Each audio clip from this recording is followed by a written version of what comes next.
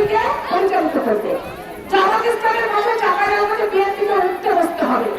আমি একবার স্পষ্ট করে বলতে চাই, জামাত ইসলামের নেতৃবৃন্দকে লজ্জা থাকা দরকার।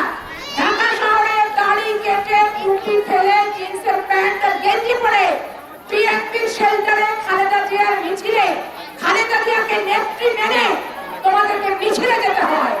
আর চাঁপাইনবাবগঞ্জে তোমরা বিএনপি সম্পর্কে বড় বড় কথা বলে যে সমস্ত অপপ্রচার চালানো হচ্ছে, ভবিষ্যতে সাবধান কিন্তু হতেই হবে।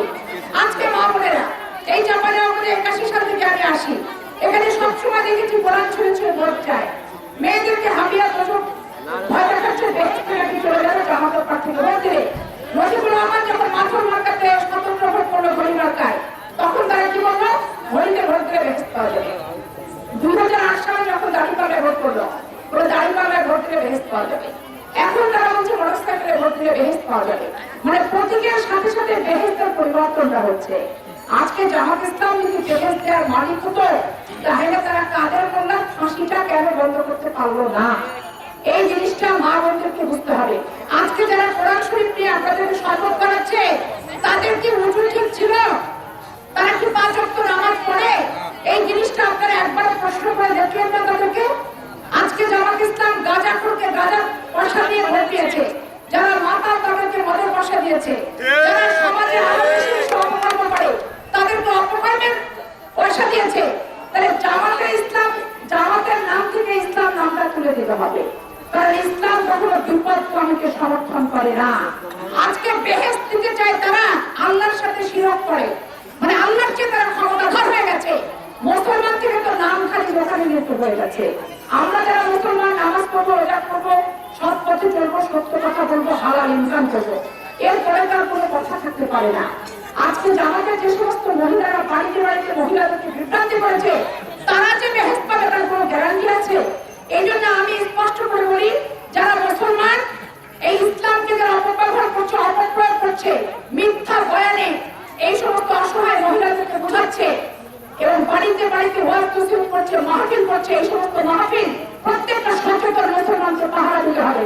হাদিস কোরআন বর্ণনা করে যখন দাঁড়িপাল্লা জামাত ইসলামের প্রার্থীর পক্ষে ভোট চাবে, সেখানে মাহফিলে যারা উপস্থিত থাকবেন মুসলমানেরা, মা বোনেরা, প্রত্যেককেই কিন্তু বাধা দিতে হবে। মসজিদে মসজিদে শুক্রবারে অনেক খুতবায় দেখবেন জামাত ইসলামের ইমাম সাহেবরা এ কথা সে কথা দোয়া কালাম বলে লাস্টে কিন্তু জামাতের পক্ষে স্থলক দিয়ে দিচ্ছে। এইখানে কিন্তু আপত্তি তুলতে হবে। মসজিদ কোনো রাজনৈতিক সংগঠনের ব্যক্তিগত সম্পত্তি হতে পারে না। আজকে জামাত ইসলাম যেমন ইসলামকে অপব্যবহার করছে, আওয়ামী লীগ কোন ধর্মের লোককে শান্তিতে বসবাস করতে দিচ্ছে না। আর বিএনপি হচ্ছে সকল ধর্মের লোককে শান্তিতে সম্প্রীতিতে বসবাস করতে দেওয়ার জন্য অঙ্গীকারবদ্ধ হয়। এই জিনিসগুলি আপনাদের খুব বিবেচনা করে চিন্তা করতে হবে।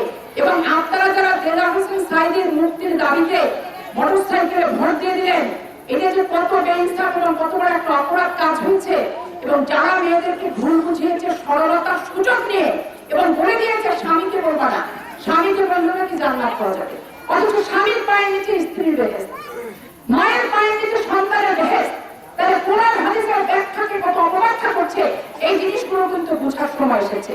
আর স্পষ্ট কথা, বিএনপির বিরুদ্ধে বিষোদ্গার করাই হচ্ছে আওয়ামী লীগ এবং জামাত ইসলামের চরম একটা লক্ষ্য। এই লক্ষ্যকে কখনো কামিয়াব হতে দেওয়া যাবে না। কোথায় বাংলাদেশকে ভারতের আধিপত্যবাদ থেকে আমরা রক্ষা করবো? কোথায় এই স্বৈরশাসক শেখ হাসিনার কাছ থেকে বাংলাদেশের মানুষকে মুক্তি দেওয়ার পথ খুঁজে বেড়াবো? সেই সমস্ত বাদ দিয়ে জামাত ইসলাম শুধু মানুষকে কিভাবে বিভ্রান্ত করবে, দলীয় স্বার্থ কিভাবে চরিতার্থ করবে, ব্যক্তিগত স্বার্থ কিভাবে কামিয়াব করবে, সেই সমস্ত নিয়ে তারা আজকে ব্যস্ত হচ্ছে।